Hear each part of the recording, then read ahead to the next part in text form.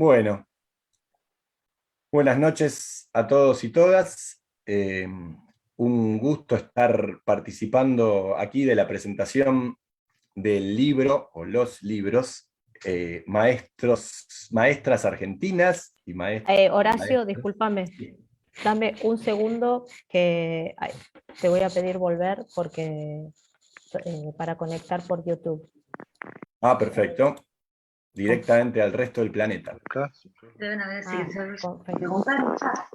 Directamente al resto de la galaxia.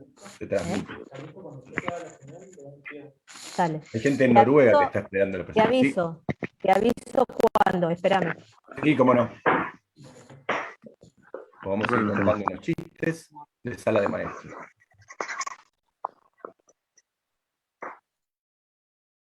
Si estás hablando aquí, Mariana.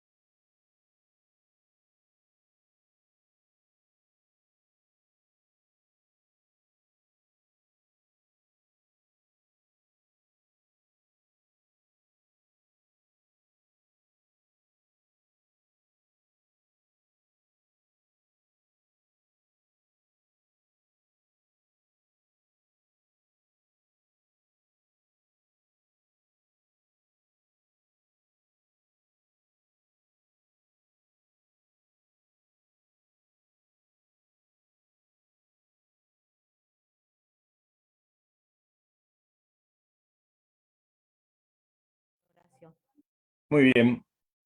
Bueno, entonces, ahora sí, buenas noches a todos y todas. Bienvenidos, bienvenidas. Eh, Gusto participar y estar presente en la presentación justamente del libro Maestras Argentinas y Maestros y Maestres entre mandatos y transgresiones. Como quizás sepan, esto ya cuenta con una historia y sigue, porque hay 2 libros ya editados y 3 que en este momento están saliendo al ruedo, y de ello nos van a hablar Mariana Caballero y Eduardo Mancini, a quienes presento rápidamente, dejo hablar, después retomo la palabra para comentar algunas impresiones de la lectura del libro, y ya les comento, y después lo reitero, que si en la presentación tienen ganas de hacer alguna pregunta, algún comentario, pueden compartirlo a través del chat, y después tomo la responsabilidad de volcar esas preguntas en la medida de lo posible, y así las compartimos. ¿Quiénes son Mariana y Eduardo? Mariana y Eduardo son maestros.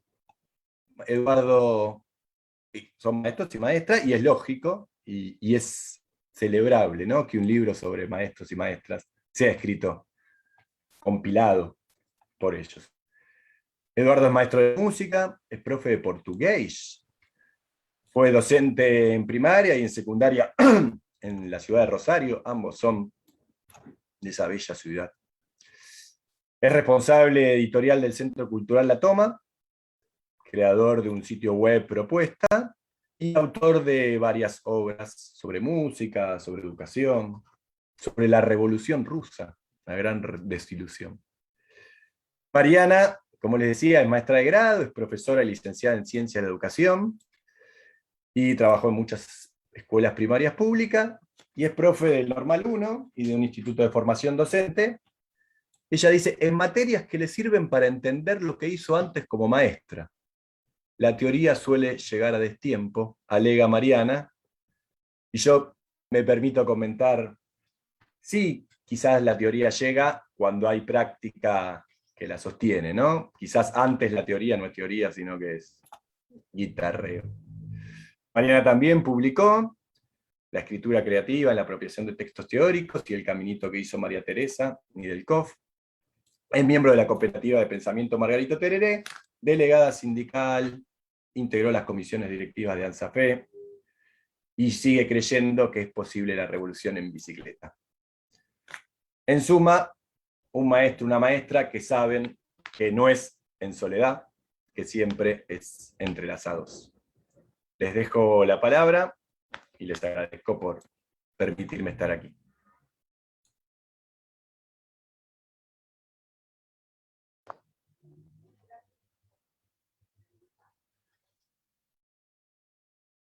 Estoy tratando de poner... ¿Me escuchan?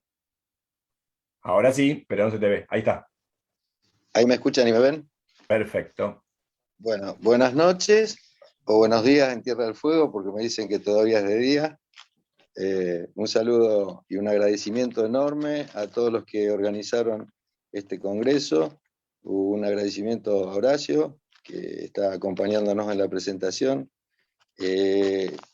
Realmente es muy difícil presentar para nosotros compiladores un libro así, porque la verdad es que en estos nuevos tomos participaron más de 200 autores, entre quienes escribieron los capítulos, colaboraciones literarias, ilustradores, y uno tendría que nombrar a todos, porque todos los capítulos, todos los textos, todo lo que conforma el libro es importante, todo aporta algún aspecto que en otros no está, y bueno, pero eso es imposible, si no sería muy aburrido si yo me pusiera a leer toda la lista. Entonces elegí ir señalando algunos temas que considero que sobresalen en el libro y poner algunos capítulos como ejemplo.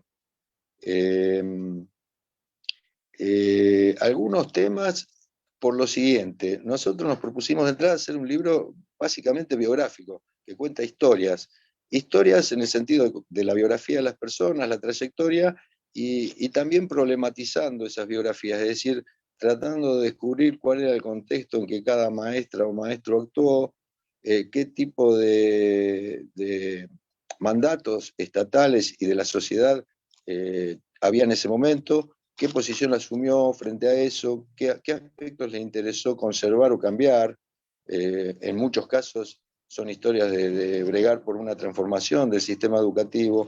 Es decir, se pueden tomar una por una y son biografías, pero el que recorre todos los tomos va a encontrar que también es una especie de historia de la educación primaria, inicial, popular de nuestro país, enfocada desde abajo, en el sentido de que van apareciendo todos los grandes temas de nuestra historia, de la historia de nuestra escuela y de nuestro magisterio. Entonces, para hacer una especie de síntesis, voy a señalar 5 o 6 aspectos. Primero, las primeras partes, el primer tomo, digamos, el tomo 3 en este caso, así como fue el tomo 1 en el caso anterior, toca desde la época de la colonia hasta fines del siglo XIX, principios del XX, y podríamos decir que es la etapa formativa. Entonces, ahí aparece en la historia de todos los maestros y maestras que fueron sentando las bases, como Sarmiento, Pisurno, Mercante. Estoy nombrando varones porque la mayoría de las maestras, como Juana Manso, por ejemplo, están en los tomos anteriores. Son los que sentaron las bases del normalismo, y también empiezan a surgir maestras y maestros a veces del propio normalismo, a veces con una ideología política, socialista, anarquista, que empiezan a hacer cuestionamientos. Bueno, estos son muchos capítulos, hay una participación importante para elaborar estos capítulos de académicos que se sumaron en estos 3 nuevos tomos de distintas universidades del país. Es algo que nos pone muy contentos, no solo de la UBA y de las facultades de la provincia de Buenos Aires y de Capital, sino del norte, del sur, de Cuyo. Hay autores de todo el país realmente. Y bueno, esto lo paso rápido para entrar en ya un poquito más avanzado el siglo XX. Nosotros siempre decimos que el normalismo tuvo 2 cosas enormemente positivas. Por ejemplo, la ley 1420, lo que sentó las bases de nuestro sistema educativo, que fue, por un lado, el planteo de la educación para todos, un planteo inclusivo, y por otro lado, la coeducación, es decir, la educación en igualdad de condiciones de los varones y de las niñas. Estos 2 elementos positivos, se podría agregar algún otro, como el laicismo, aunque con algunas contradicciones, pero estos 2 aspectos positivos que tienen que ver con la inclusión, sin embargo, tienen una contracara negativa, a nuestro entender, que es la concepción de los sectores dominantes que dirigieron la conformación de este sistema educativo, básicamente en 2 o 3 puntos. Una visión racista, es decir, que pretendía que la educación, la escuela, homogeneizara a la población en un modelo donde el modelo era Europa, y contrario, represivo hacia las culturas originarias, los pueblos criollos, mestizos, etcétera, inclusive los inmigrantes. Un aspecto patriarcal de, a pesar de incluir a las niñas en la educación, asignarle los roles tradicionales que le asigna el patriarcado a las mujeres, educarse para el hogar, para ser buenas esposas y buenas madres, etcétera. Entonces, los libros nos permiten ver, las historias que se cuentan nos permiten ver cómo muchas maestras y maestros fueron dando una pelea contra estos 2 mandatos, podríamos llamarle negativos, transgrediéndolos, proponiendo alternativas y de esa manera fortaleciendo la inclusión de nuestras infancias y siendo consecuencia con este espíritu inclusivo de la ley 1420. Entonces, entrando en esos temas, hay, por ejemplo, en relación a los pueblos originarios, tenemos artículos, capítulos como, por ejemplo, voy a nombrar algunos. Teresa Artieda descubre realmente una historia desconocida de una maestra de Jujuy, Rosa Cruz Arenas, que ya en la década del 30, en total soledad, empieza a cuestionar profundamente el racismo de los contenidos educativos y a plantear una educación pluricultural que considere los saberes, que valore los saberes de las infancias originarias y mestizas de esa región, en este caso prioritariamente Collas. Mucho más adelante, también en Jujuy, aparecen las historias de Liduvina Tapia, contada por la profesora María Luisa Rubinelli, que acompañó a Liduvina en una experiencia que llevó muchos años, que también fue una experiencia de educación multicultural, valorando los saberes de las poblaciones propias del lugar.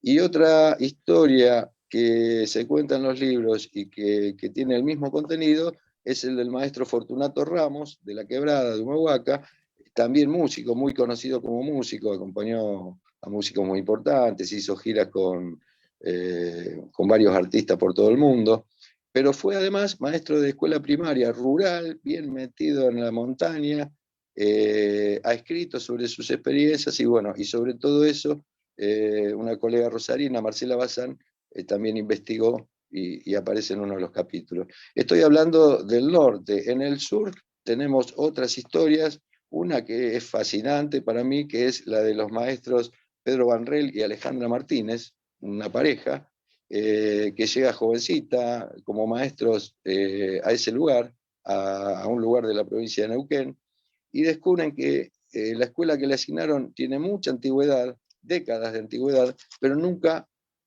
ningún alumno promovió hasta 7º grado. Entonces se empiezan a interrogar por qué y resulta que la comunidad de base de esa zona era una comunidad mapuche que por sus medios económicos, la crianza de rebaños, hacían una migración a lo largo del año, es decir, pasaban el invierno en un lugar y el verano en el otro, entonces lógicamente esos niños abandonaban la escuela siempre en la mitad del ciclo lectivo. Entonces estos maestros idean, con la ayuda de Nano Balbo, que es otro maestro que también tiene su capítulo en estos libros, idean la idea de una escuela transhumante, una escuela con dos sedes, que tiene una sede en el verano donde están los niños y otra sede en el invierno. Esto para responder a una modalidad particular de la comunidad mapuche que había sido completamente ignorada por más de un siglo. Es decir, esos alumnos no promovían y el Estado no le había interesado. Y fueron estos dos maestros que llegaron y que hicieron una transformación absoluta. Muy relacionado con las historias de las comunidades originarias, suelen estar las escuelas rurales. Los libros están llenos de capítulos sobre maestras y maestros rurales. Puedo mencionar, por ejemplo, el caso de 3 maestros catamarqueños, escrito por el colega Víctor Martínez, 3 maestros de Catamarca trabajando en la montaña, en zonas rurales, inclusive alguno que se va hasta el impenetrable, en el Chaco. Y puedo mencionar otras historias que son muy apasionantes, como por ejemplo la que escribió Marianela Valderrama sobre una maestra, Rosario Ventos, en el feudo de la Forestal, en el litoral. No sé si recuerdan, es una empresa que era tan grande como una provincia, con un estado propio dentro del estado, con su propia policía, etcétera, o sea, condiciones muy duras. Y otra historia que cuenta Ada Cavalli, y que vivió ella misma como maestra recién recibida, ella nacida en Rosario, estudió en Rosario, se recibió y se fue a trabajar al Ingenio Ledesma, es decir, a una zona cuya escuela estaba bajo el feudo y bajo el imperio del Ingenio Ledesma, y encima en plena época de dictadura militar. Bueno, leer ese capítulo es apasionante. El salto a otro aspecto entonces de esta cuestión de las infancias excluidas o discriminadas y la lucha de las maestras y maestros por la inclusión, que tienen que ver con el género. Son muchos los capítulos que recorren las cuestiones de género y las distintas discriminaciones, estigmatizaciones que hubo a lo largo de la historia. También quiero destacar un par. Una es la historia de Claudina Marek, maestra lesbiana, que por asumir esa condición fue castigada. O sea, ella daba clases en una escuela, no, en un grado común, fue sacada de ese puesto y la mandaron al sótano de la escuela a atender una biblioteca. O sea, no solo la sacaron de la docencia, sino que la mandaron al sótano. Esa anécdota, ese hecho circuló durante mucho tiempo, pero nunca se había investigado realmente la historia en toda su profundidad, en sus vericuetos.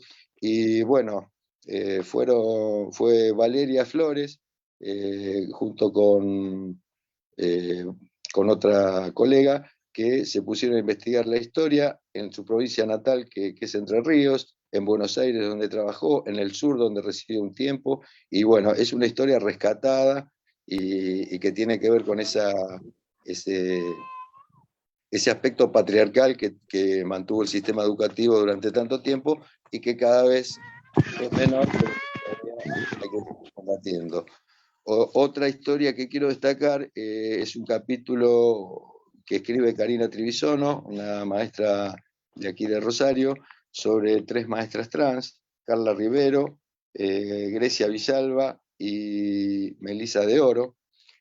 Son de 3 lugares distintos del país, y Carla Rivero, una de ellas, a su vez es autora, escribiendo una crónica muy interesante sobre una experiencia que hizo en varios años trabajando como maestra en la provincia de Corrientes. Bueno, hay otras historias sobre trabajos con infancia trans, nuevos profesorados, etc. Hay otros aspectos que supongo que los va a tomar Mariana, como las luchas sindicales, y yo quería destacar un último sector de capítulos que me parece que es particular de estos 3 últimos tomos, más que de los primeros, que fue que buscamos establecer cruces entre el magisterio argentino y el de nuestros países vecinos, Latinoamérica y el mundo. Es decir, no dejan de ser historias del magisterio de nuestro país, pero ya empieza a haber idas y venidas, interrelaciones. Y ahí quiero mencionar el caso de Uruguay, donde está la historia de las hermanas Luisi, que una de ellas, de su familia radicada primero acá en el litoral y más tarde en el Uruguay. Hay un capítulo sobre Gesualdo Sosa, que escribe Pablo Imen. Hay un capítulo sobre Chichita Méndez, que escribe el escritor uruguayo Domingo Trujillo, que tiene que ver con una maestra que estuvo en las misiones pedagógicas, que fue maestra rural, escribió libros y durante un tiempo por la represión dictatorial en Uruguay estuvo trabajando en Argentina. Está el caso de la compañera, colega chilena Carola Sepúlveda, escribe sobre Gabriela Mistral, que tuvo una influencia decisiva sobre el magisterio argentino y tuvo relación estrecha con muchísimas maestras. Está el caso de Malena Alfonso, una académica argentina radicada en México hace mucho tiempo, que estudió en profundidad el fenómeno del exilio de maestros argentinos en México y su trabajo en la UNAM, en la Universidad de México, durante la época de la dictadura, es decir, exiliados. Bueno, hay otro aspecto que se toca, otro personaje que se toca es el de Julio Barcos, maestro anarquista, luego funcionario durante el primer gobierno radical de Irigoyen.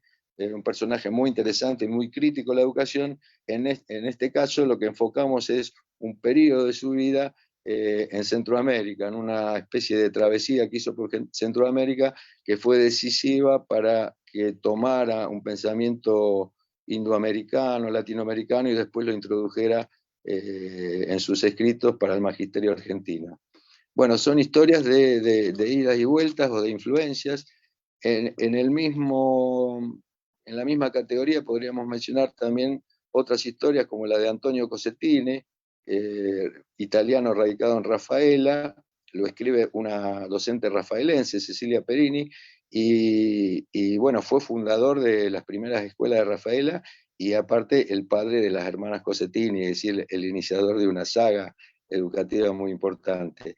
Está el caso de Lorenzo Luzuriaga y Mercedes Navarro, su esposa y su hija Isabel, que exiliados de la República Española, personalidades muy importantes en España que continuaron su obra aquí, en Tucumán y en Buenos Aires. Lo escribió Dante Mancini. Está la historia de Leike Kogan, una maestra judía de la época de los pogromos y de la persecución de principios de siglos, luego del nazismo, contra los judíos en Europa Oriental, que se radica en la Argentina y cumple un papel destacadísimo como educadora, sobre todo en la comunidad, en su comunidad. Y después hay historias de influencias, de gente que no llegó a radicarse aquí, pero que tuvo una influencia de distintas maneras, como por ejemplo la del educador polaco Janusz Korczak, que escribe Gabriel Brenner, o la del colombiano Orlando Falsborda, que nos aportó Diana López Cardona. Entonces, bueno, como vuelvo a decir que no se puede hablar de todo. Quiero hacer dos menciones finales, no sé si ya me estoy pasando el tiempo, pero son muy breves. En primer lugar, una dedicatoria a dos compañeras que lamentablemente fallecieron en el curso de estos 2 o 3 últimos años y que fueron partícipes de la confección de nuestros libros. Marina Tutor, del nivel inicial de Córdoba, impulsora del colectivo de la educación inicial de Córdoba, y Dora Luz Pérez, profesora y artista plástica que colabora con ilustraciones en nuestros últimos tomos. También la compañera Graciela Cingolani, del nivel inicial y luchadora sindical de Capital, de Cava, que falleció en el último año. Y bueno, hay mucho del nivel inicial en nuestros libros. Mónica Fernández Páez escribe algunos de los capítulos. Y bueno, estas dos compañeras no quiero dejar de mencionarlas porque es una pérdida lamentable. Y ahora sí, lo último, El libro nació en Rosario, rápido se expandió en sus primeros tomos hacia el resto del país, y ahora podemos decir que estamos desde Jujuy a Tierra del Fuego. En Jujuy ya conté algunas de las historias, y en Tierra del Fuego no solo estamos en este congreso, sino que tenemos un capítulo que escribió Micaela Frutos, una joven maestra, feminista, sindicalista, luchadora, que escribe sobre 3 maestras de Tierra del Fuego. Una es un caso de femicidio en la época de la dictadura militar, otra es una sindicalista que empezó de abajo cuando todavía no existía el sindicato y participó en su construcción, y la última es una historia de una maestra trans, que en el curso de su magisterio empezó como varón y hizo su transformación y cuenta cómo fue asumida por la comunidad, los directivos, etc. Así que gracias por este aporte y por hacernos estar de una punta a la otra del país. Muchas gracias.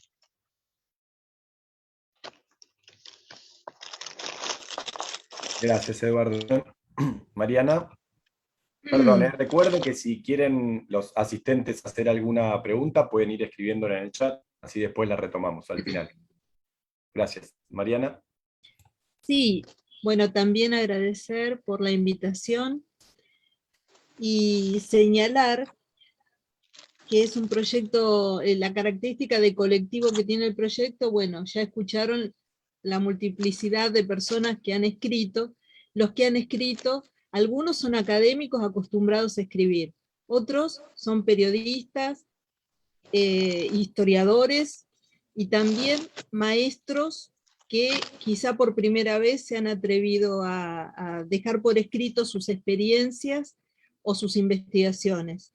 Nos parece que eso también es una forma de democratizar la producción, que nos sintamos nosotros mismos capaces de dar cuenta de nuestra historia.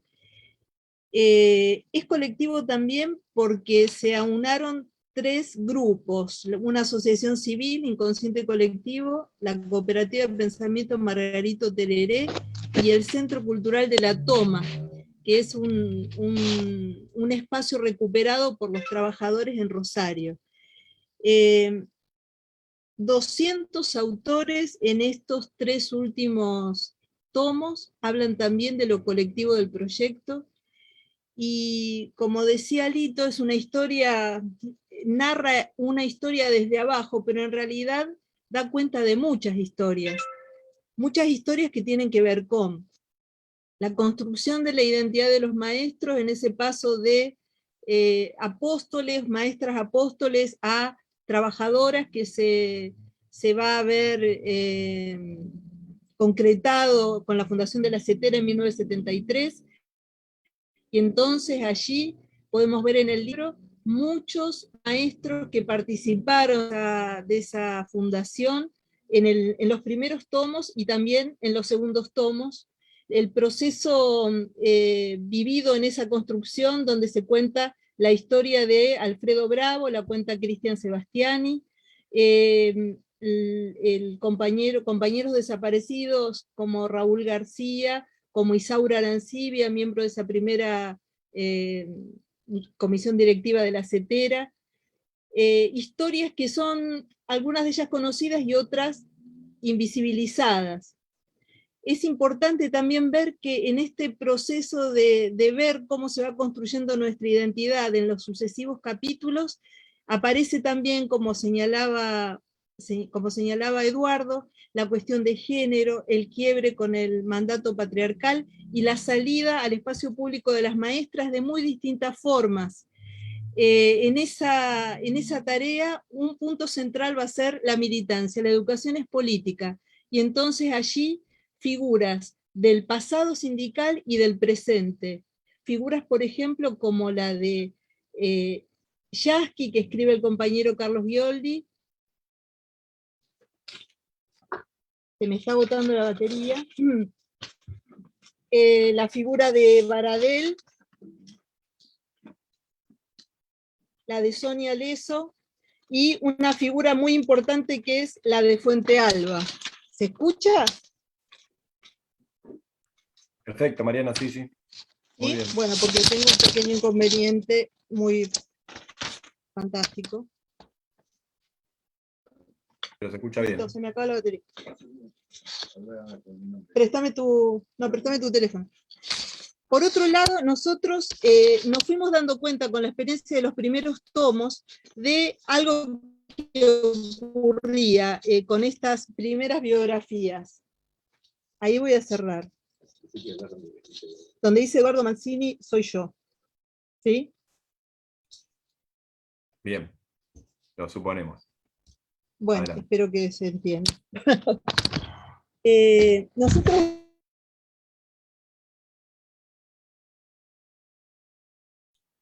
Tenés que desmutearte, Eduardo Caballero o Mariana Mancini. Ahí está. Ahí estoy, soy yo. Bien. Lo que ocurría era algo que alguna vez dijo Cortázar, que cuando lo que hay que decir desborda el alma, las palabras no alcanzan. Entonces, buscamos también incluir otras formas de expresión, no solo la investigación biográfica, sino también la palabra desde la literatura. Y entonces, así como hay textos biográficos y académicos y de investigación, aparece la palabra de la experiencia sentida, vivida, de las maestras y de los maestros. Por ejemplo, digo algunas, Nora de Carlo cuenta una experiencia por la cual había un niño en su escuela que no se le sabía el nombre. Cuando le preguntaban decía, no, ¿dónde lava la olla? La escuela interviene a través de la maestra y logra descifrar que ese niño se llama, le decían así, Nano, anda a lavar la olla, y en la casa, y ayudó a completar, a configurar, a señalarle el nombre que tenía, o a poder dar cuenta del nombre que tenía, que era Teodoro. La escuela interviene y uno leyendo este libro se puede dar cuenta, estos tomos, que donde hay vida hay un maestro.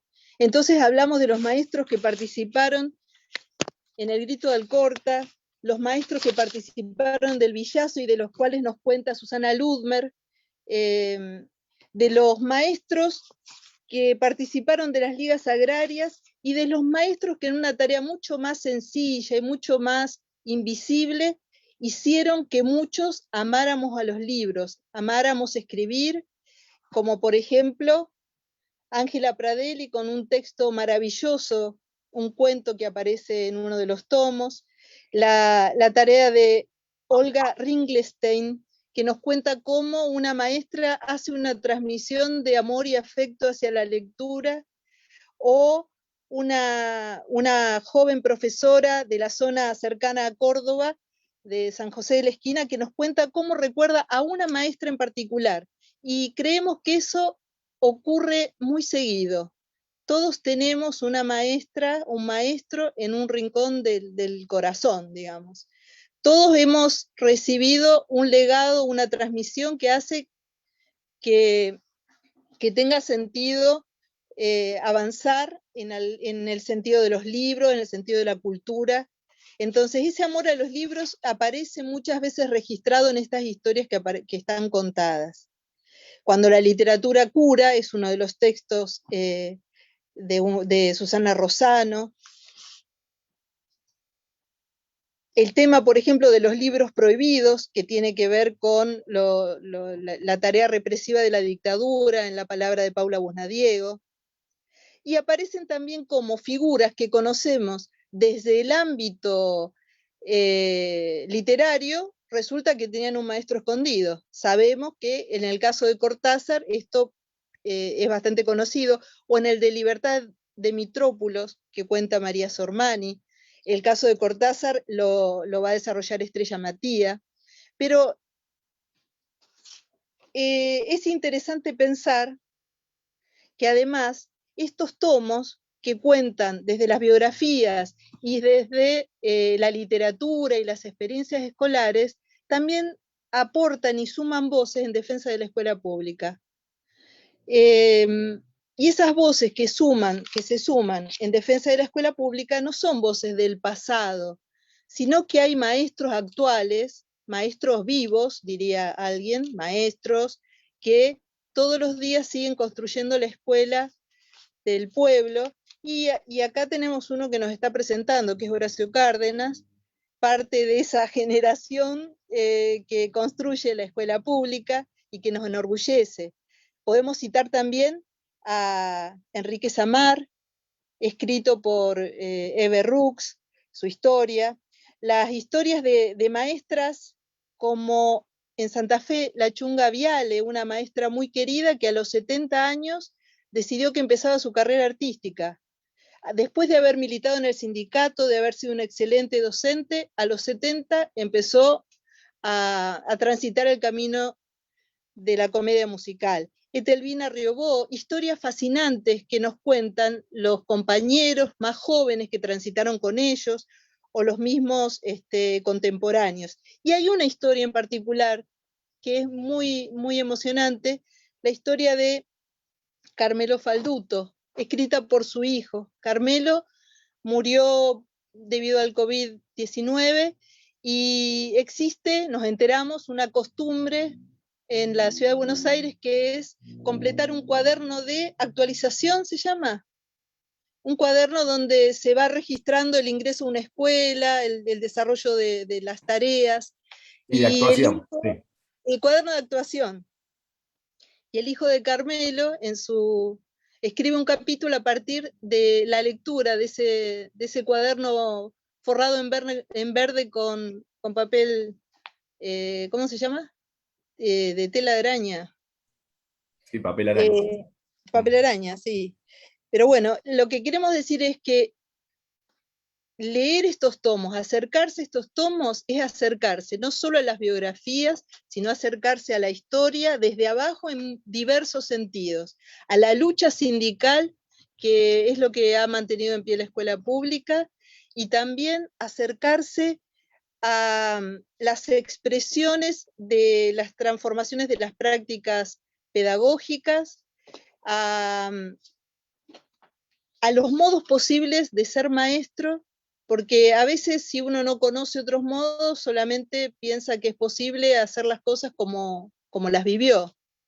Este es un verdadero muestrario de cómo se puede ser maestro, cómo se fue construyendo la identidad, las identidades múltiples, y es una invitación también para los que se han estudiado de maestros y son jóvenes, y los que no estudiaron de maestro, también que les dé muchas ganas de estudiar de maestros, porque la vida en las aulas es un espacio apasionante, es un espacio que ingresa en todos los espacios sociales y que ayuda a construir prácticas democráticas, distribuir ese pan de la palabra, distribuir el conocimiento entre todos los sectores sociales. ¿Qué más se puede decir? Acá tengo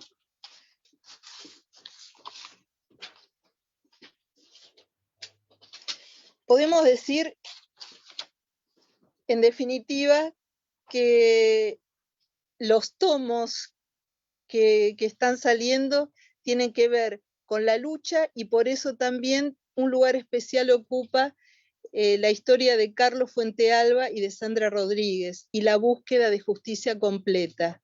No queremos que sea un libro que se queda en el estante y que no lleva a pensar la realidad.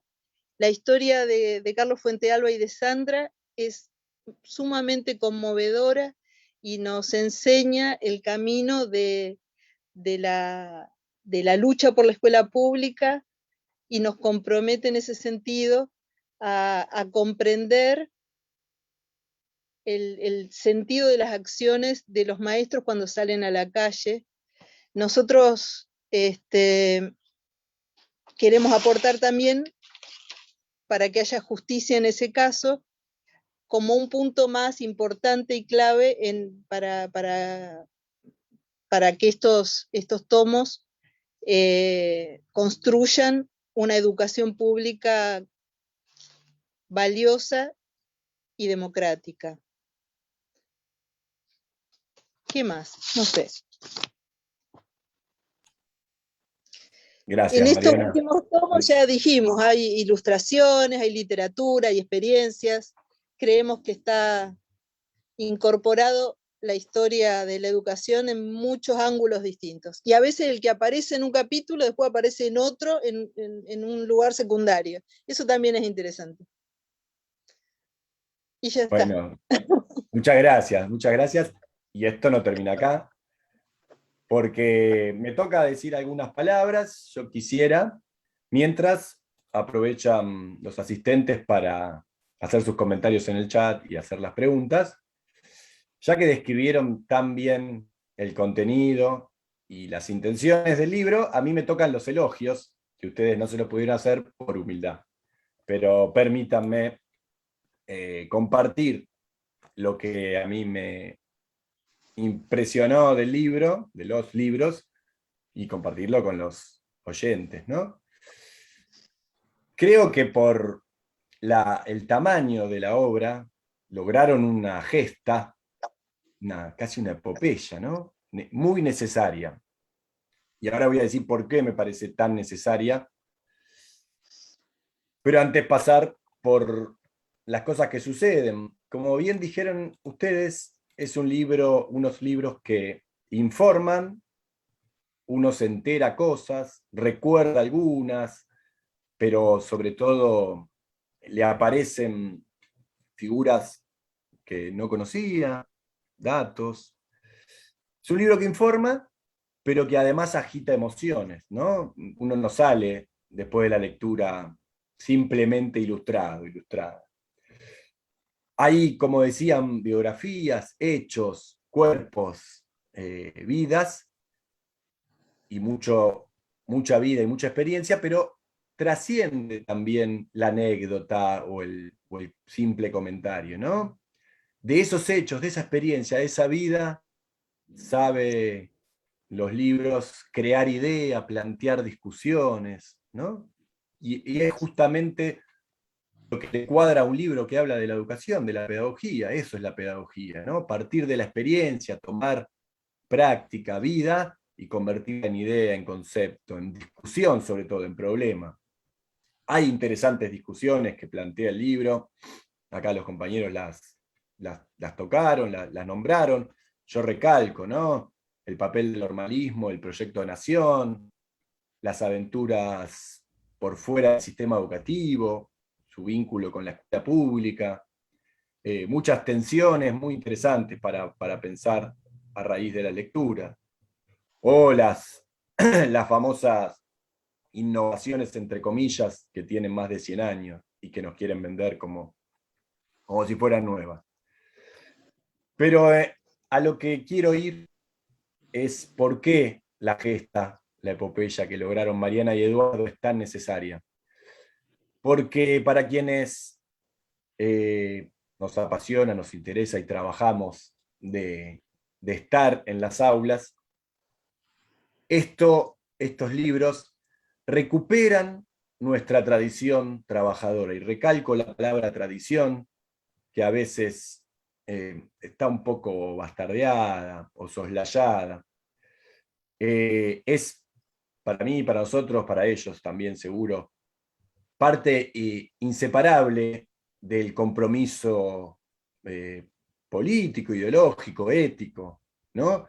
La tradición implica un orgullo de estirpe, parece aristocrático y no, porque es una estirpe proletaria, una estirpe trabajadora.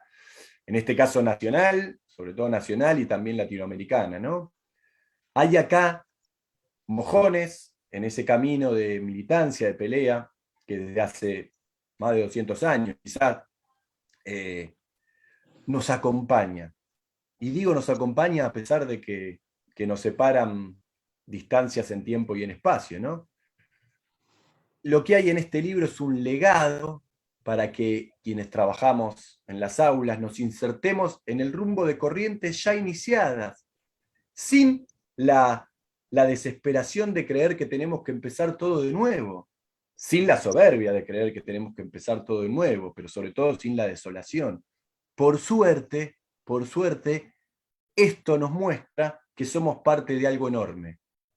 Y ese algo enorme armado a raíz de gestas mínimas, ¿no? Eso es lo que Mariana decía que construye nuestra identidad. Eso somos.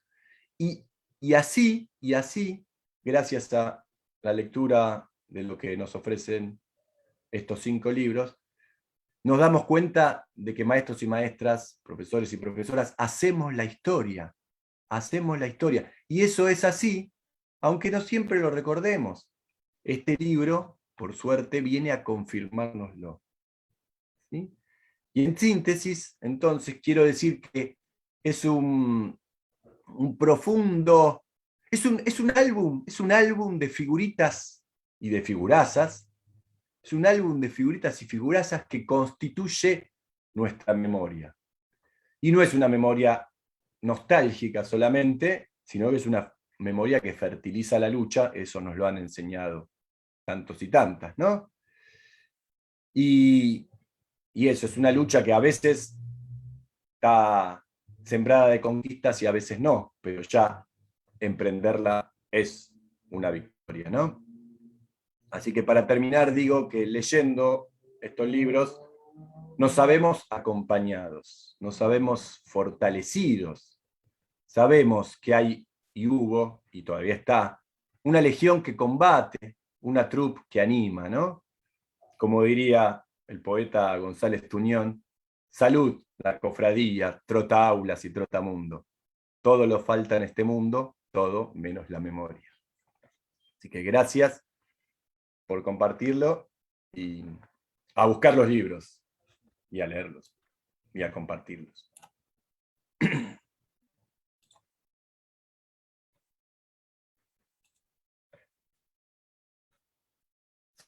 Bien, es momento, me anuncian por la cucaracha, de que ustedes compartan sus preguntas, si es que Eduardo y Mariana no tienen algo más para agregar.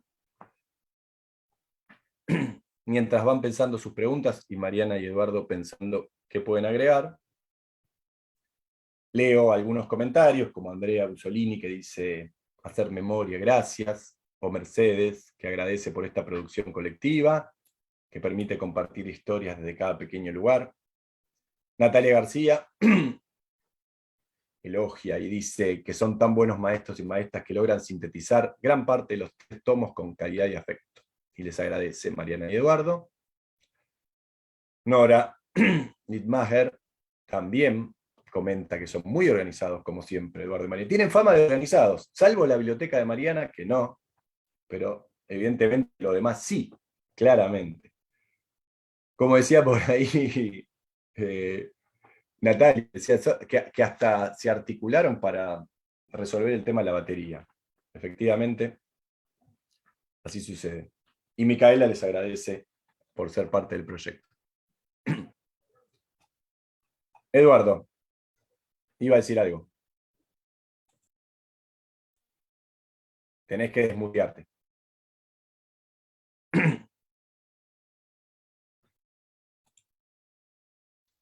Lee el otro. ¿Ahora? Ahí va. Ahí estoy. Perfecto. ¿Me escuchan? Sí, sí, muy bien. Bueno, no, que la mención que hiciste, Natalia García y Nora Lismayer, me da pie para comentar que, como decía Mariana, nos referimos básicamente a la escuela pública, en el nivel primario sobre todo, aunque hay algunas historias del secundario, sobre todo el nivel primario y el inicial. Pero también podemos agregar que también hay experiencias de educación popular que confluyen, refuerzan en muchos casos la escuela pública. Natalia, por ejemplo, organizó una serie de capítulos, 3 o 4 capítulos, con figuras muy destacadas de la Biblioteca Vigil de Rosario, que fue una gesta que la tiene que conocer todo el país porque fue impresionante. Una pequeña vecinal de un barrio que terminó construyendo un edificio de 7 pisos, con todos los niveles educativos, con un nivel de excelencia y de democracia terrible a lo largo de la década del 50, 60, 70, y que lamentablemente, como tantas otras historias, después fue golpeado por la dictadura. Nora contó en los primeros tomos, y aparece algo también en estos nuevos tomos a través de Ana Diamant, la experiencia de la comunidad judía con las lererques, las maestras de los campamentos, de los kinderclub, etc.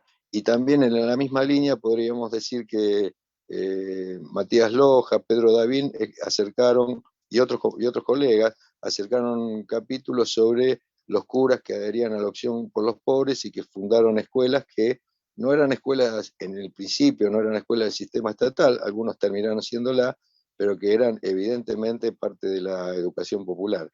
Así que bueno, me hicieron acordar de eso que también está presente en los libros.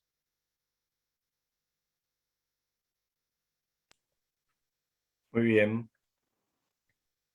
Recordamos que sigue abierto el chat para cualquier consulta que quieran hacerles a Mariana y Eduardo.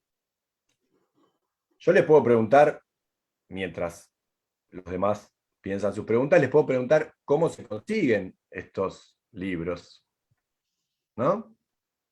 Sí, no, toda la producción fue artesanal y la distribución también. Entonces, evidentemente no podemos estar en todas las librerías como si fuera un libro comercial con una empresa detrás. Pero estamos tratando de tener al menos una librería en todas las ciudades grandes. De hecho, lo vamos logrando. Estos 3 nuevos tomos, la imprenta nos lo está entregando por tandas, entonces ya pudimos distribuirlo en Rosario y Capital. La semana que viene va a estar en el resto de las ciudades del país. Y para localidades más pequeñas donde no accedan, digamos, nosotros tenemos un Facebook con el nombre Maestras Argentinas. Pueden ingresar a ese Facebook y van a encontrar un correo al cual dirigirse y nosotros convenimos la entrega por correo argentino. Así que esas serían básicamente las formas de... la página de Facebook también van a ir figurando las librerías de cada ciudad donde se puede adquirir. O sea que no es tan directo como un libro de tirada amplia comercial, pero puede llegar a todos lados. Buenísimo, buenísimo. Ya está el dato para acercarse a los libros. Ahí Miriam Felfeber dice: gracias Mariana y Eduardo por estas producciones colectivas, y los felicita. Y Virginia Ledesma les plantea una pregunta. Así que te pasó el micrófono, Mariana.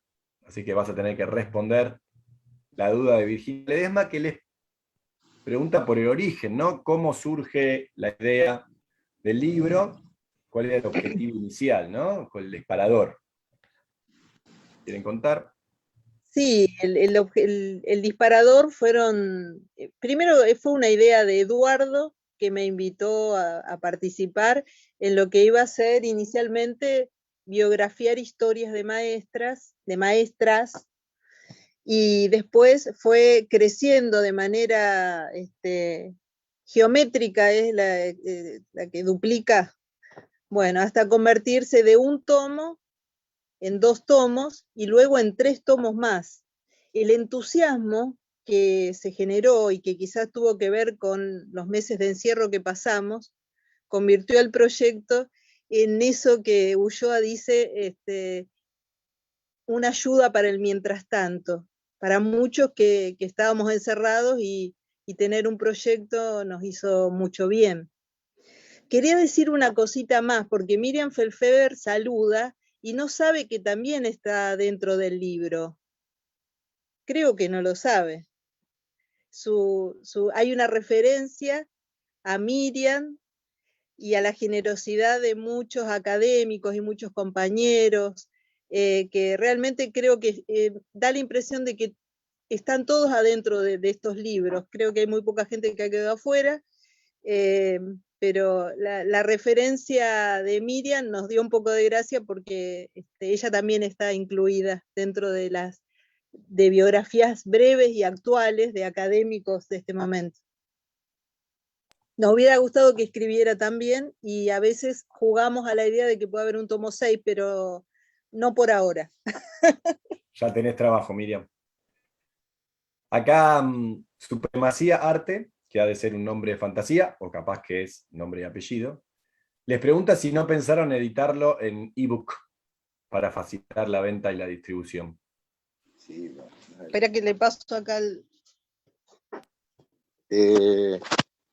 Sí, por supuesto que sí. La cuestión es así, vamos a ir sincerando todo y llegando al subsuelo de este tipo de proyectos. El proyecto es totalmente cooperativo. Los 3 grupos que figuran como coeditores son los coeditores, aportan básicamente militancia. Por ejemplo, la distribución del tomo 1 y 2 fue en plena pandemia y gracias a esa militancia pudimos llevar los libros en la ciudad de Rosario, casa por casa. Fue mucho trabajo sostenido en eso. Entonces, no hay medios económicos para solventar esto. Hay una inversión inicial que hay que recuperar porque viene de ahorros y de vaquitas que hicimos entre nosotros. Por eso, por ahora, solo está a la venta en el formato papel. Una vez que se cumpla un cierto plazo, que posiblemente para los tomos 1 y 2, ya sea a principios del año que viene, la idea es que estén todo el material en las redes a disponibilidad completa de a quien le interese, se lo pueda bajar y imprimir y darle el uso que necesite. Buenísimo. Bueno, aceptó Miriam, ¿eh? Ya empezó el tomo 6. Bueno, ahí Silvina Sánchez Valdivia, directamente de Junín de los Andes, comenta. Dice, buenas tardes, qué lindo lo que cuentan. Me quedé pensando en esa sensación que tenemos cuando andamos por una escuela y otra. Salimos de una institución, vamos a otra, recorremos aulas y aunque seamos viejos o viejas en algunas escuelas, en otras escuelas un día podemos ser los nuevos o las nuevas.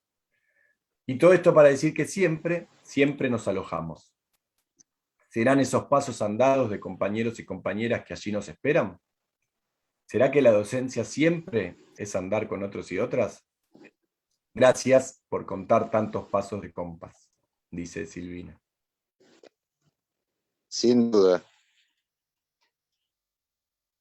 Y Nora Ilmacher dice, otro tomo no, hasta festejar para conocernos en la realidad todos quienes contribuimos a realizar esta bibliografía, perdón. No es una mala idea. En eso estamos. No es tan fácil, pero en eso estamos. Y bueno, ya que mencionó Junín de los Andes, también fue una alegría inmensa para nosotros contar con un aporte de Noemí Labrune.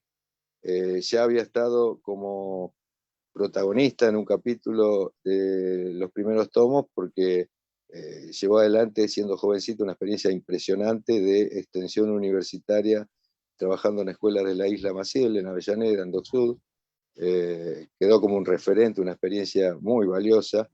Casualmente la cortó una dictadura, no esta vez la última, sino la de Onganía, y desde ese momento Noemí se instaló en el sur y fue un referente de la docencia, del movimiento de derechos humanos, y ahora en estos tomos, junto con Luis Genga, que es sindicalista de Río Negro, escribieron capítulos narrando justamente hechos sucedidos en escuelas de esas provincias durante la dictadura.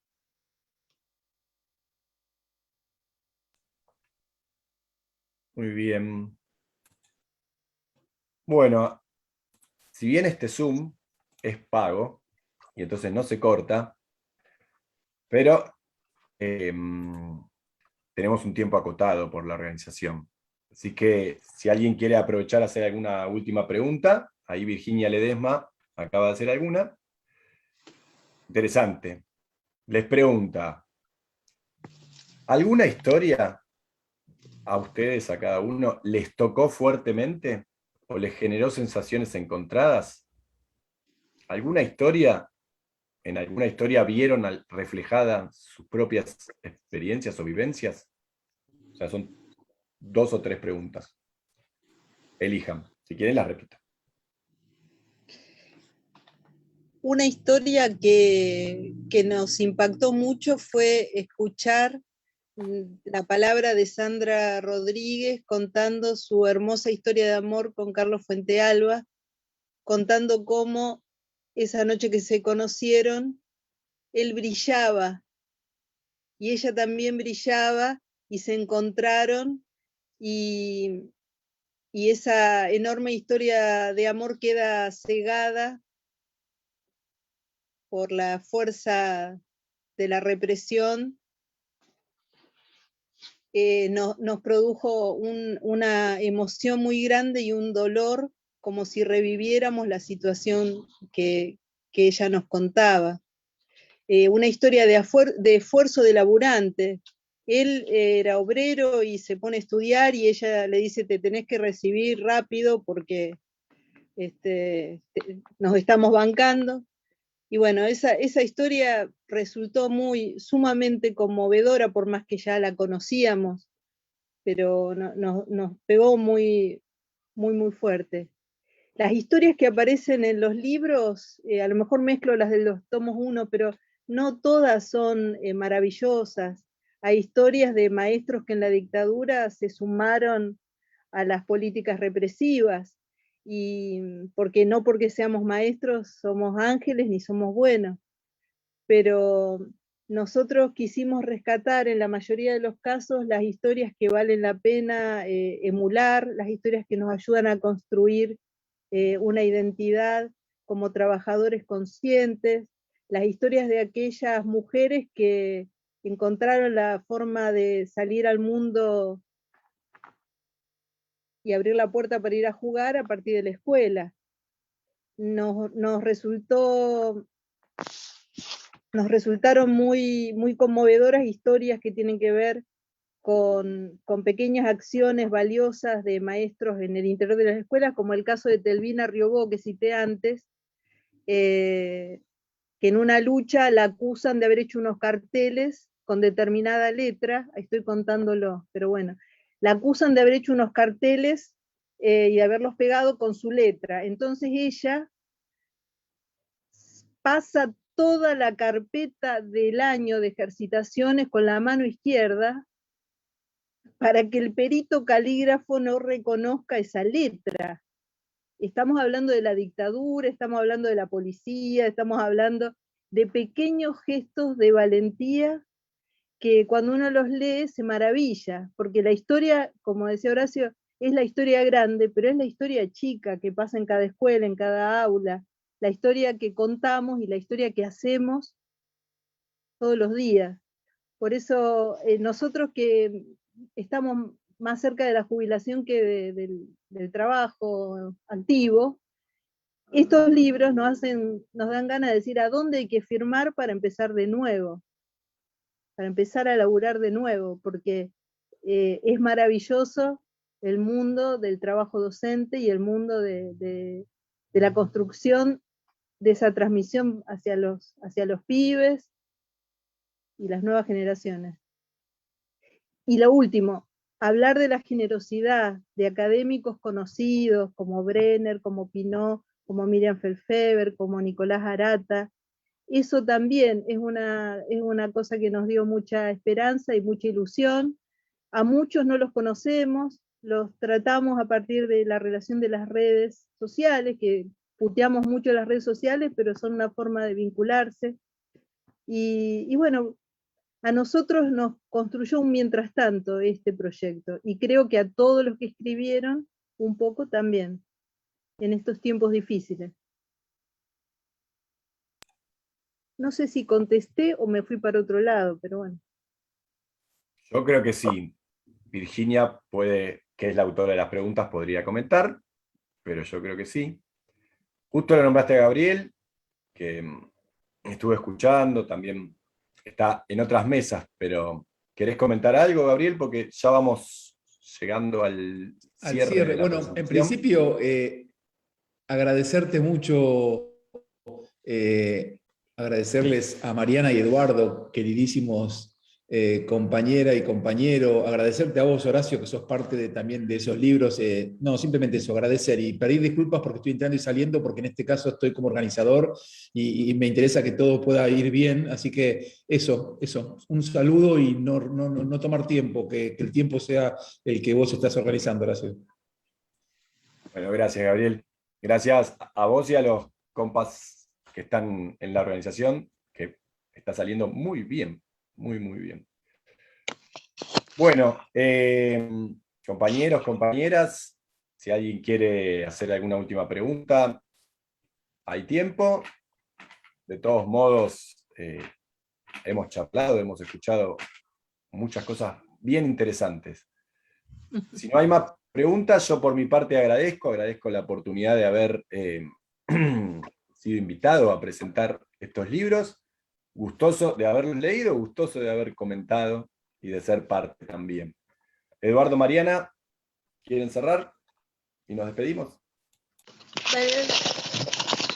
Bueno, reitero el agradecimiento, la alegría de saber que estamos compartiendo con tanto gente que nos escucha de tantos lugares. Es más lindo cuando es presencial, pero bueno, en estas circunstancias es muy valioso poder comunicarnos de esta manera. Así que nada más que eso, mi agradecimiento y bueno, que siga habiendo no solo el proyecto nuestro Maestra Argentina, sino muchos proyectos así colectivos, donde podamos compartir lo que en última instancia para mí es lo central que nos mueve, que es la aspiración a vivir en una sociedad mejor. Mejor para todos, mejor para las mujeres, mejor para las diversidades, mejor para nuestros niños y niñas. Así que, bueno, eso es lo que en realidad está circulando en este y en cada proyecto colectivo de este tipo que se hace. Un abrazo y un saludo a todos. Chao, chao. Bueno,